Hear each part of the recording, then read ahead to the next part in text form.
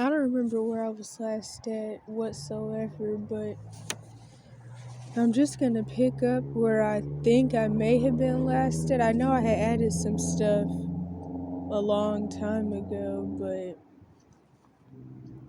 I don't really know where I was at. So I'm gonna start with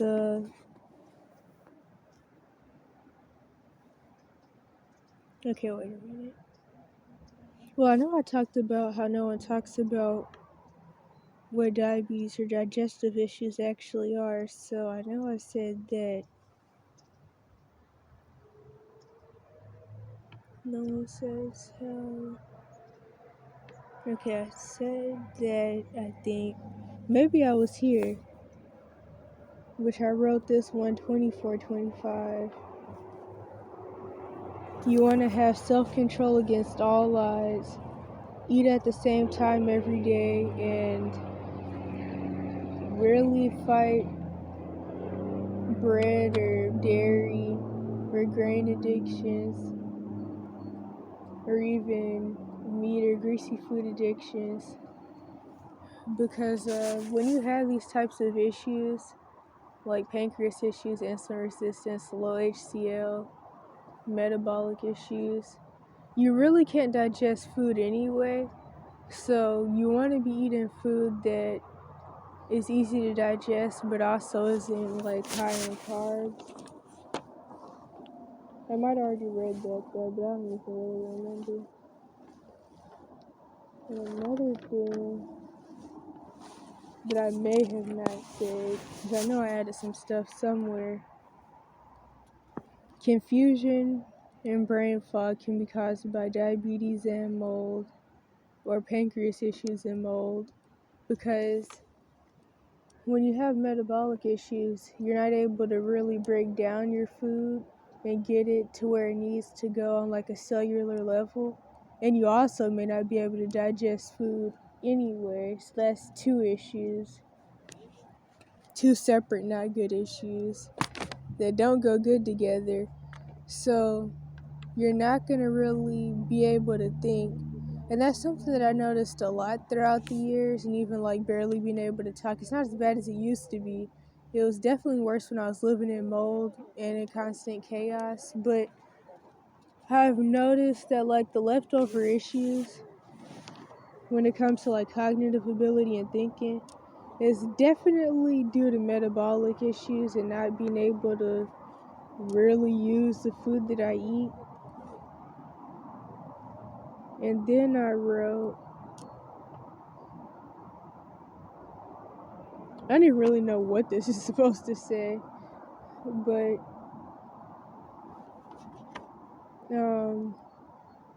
maybe I already read this. I think I already read this. I don't know. You eat more. Oh yeah, I remember now. But I think I already said this though. The drugs you're forced on in the cash for kids system and people cash cow systems aren't just making you eat more just because.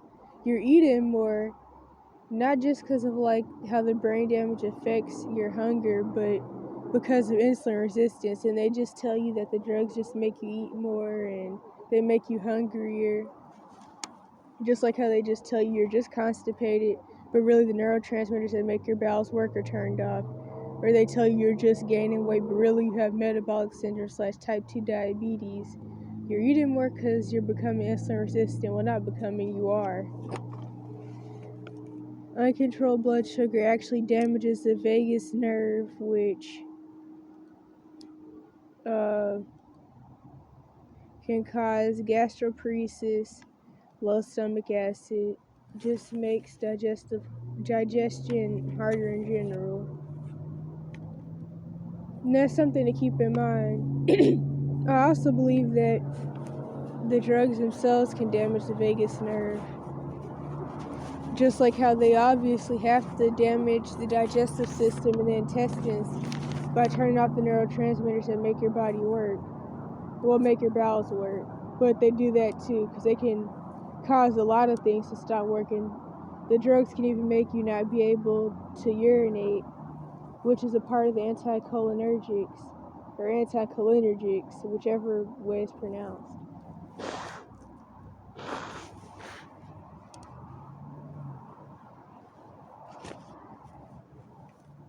And then, god dang, hold on. Papers are blowing away. Hopefully I'm even hearable.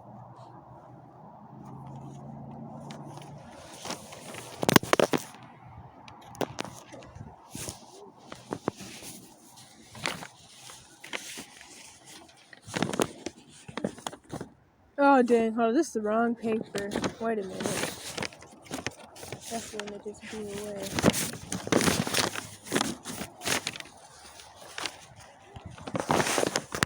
I guess maybe I could show some semen. I usually don't.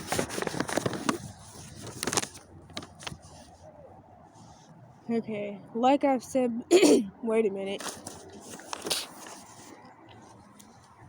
Like I've said before, which I may have already said this in another video, but I don't even remember. People always say in school that hearing that the mitochondria is the powerhouse of the cell is not info we can use in real life, but it is if you become sick or if you have to help somebody else who does. I'm not really reading this word for word because I can't really see. So many stressors of the modern life cause mitochondrial dysfunction, from the food to the drugs and high cortisol. No one ever talks about type 1. Yeah, I definitely already read this. Hold up. Don't fall in a weight advice from anyone. Focus on not being in pain. And blood sugar control. And digestion. Not weight watching. Because like I already said, if your blood sugar's out of control and if you can't digest food, you're not going to be able to gain weight anyway, or probably lose weight. People used to think I had IBD or something until I started using HCl and digestive enzymes, especially the HCl. The number one supplement that proved to do something. Blood sugar issues could be the reason no diet seems to work. Because really, like, I don't know what I was gonna say. I probably sound pretty sick right now. Honestly, I'm not, but I do have a lot of mucus buildup because I've been trying to, like, eat mostly fruit to work on healing my pancreas, but even fruit gives me, like, a lot of mucus because I can't really take any sugar. You know, I've never liked sugar either, but,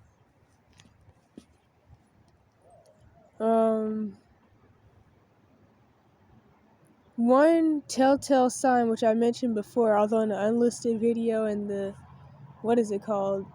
Solving My Health Issues playlist or something like that. I have a video which I'll put in the description about how I had ended up getting this tonsil infection for like some years when I was, I don't even know. I actually had it a couple times throughout my life, but one time I got it at 12 and then it never went away, and then I still had it at like 16, and that's a long story.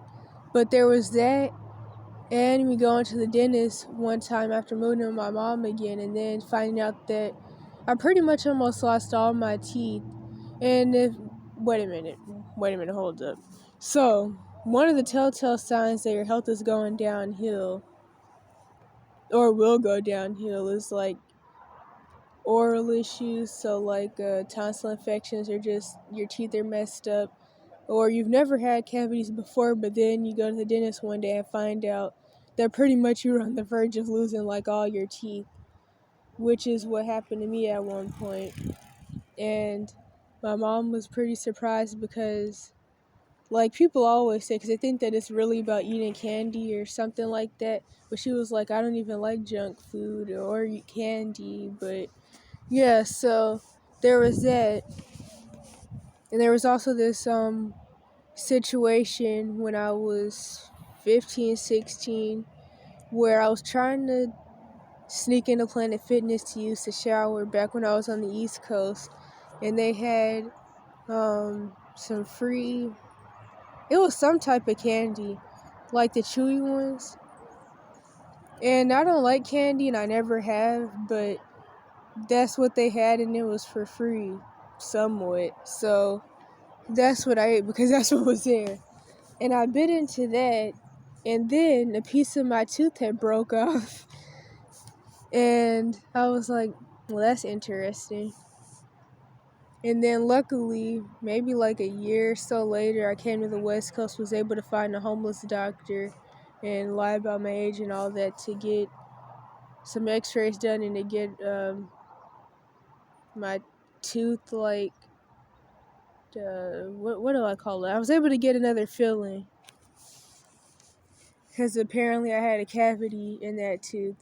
But also, one of the big reasons why my teeth started literally falling apart, well, honestly, it wasn't that bad, but sometimes stuff would just, like, chip away. But it's funny, though, because I'd never be able to really find what tooth it was. But anywho, the reason that was happening was because due to the fact that I really couldn't digest food and didn't, like, really realize that till a long time later after really getting out of the gaslighting situation where I was being gaslit in many different ways about the issues I had going on.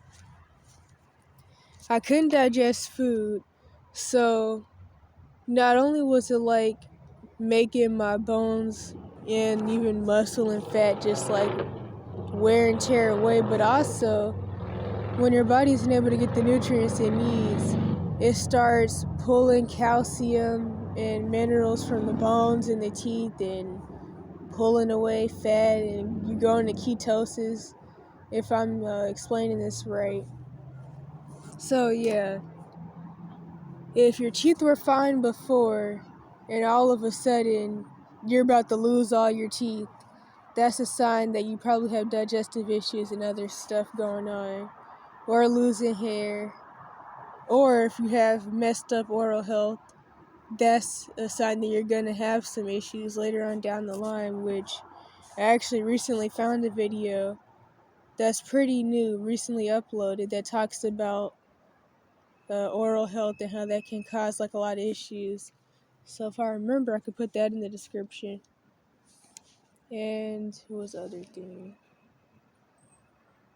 Oh yeah, don't drink protein. No, let me start over. Don't drink protein or meal replacement shakes. They don't work, and if you have kidney issues or can't digest protein, shakes could cause more issues. So if you have blood sugar issues and long ignored and gaslit insulin resistance and mitochondria or metabolic issues, protein shakes and meal replacement shakes aren't going to work. They're not going to help you gain weight. And if you're using them to try to like lose weight or something, they're not going to work. Because if you can't digest stuff and like your body isn't doing what it needs to do on a cellular level, none of that stuff is going to work. And something that I noticed is that when I really stopped being able to digest food and stuff, things like Ensure hurt really, really bad to drink. Because, like, I remember at one point when things were really bad, when I was still, like, with relatives and all that, I mean, even drinking, like, water would hurt. But, yeah, so you don't want to do that.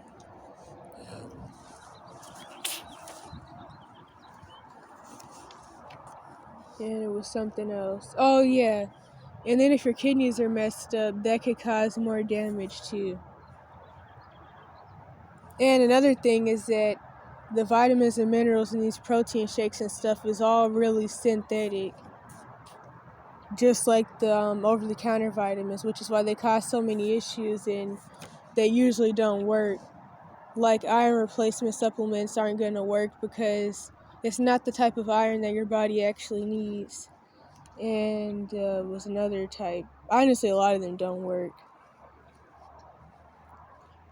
And then the next thing is that if you have... no, I can't eat bread. But thanks.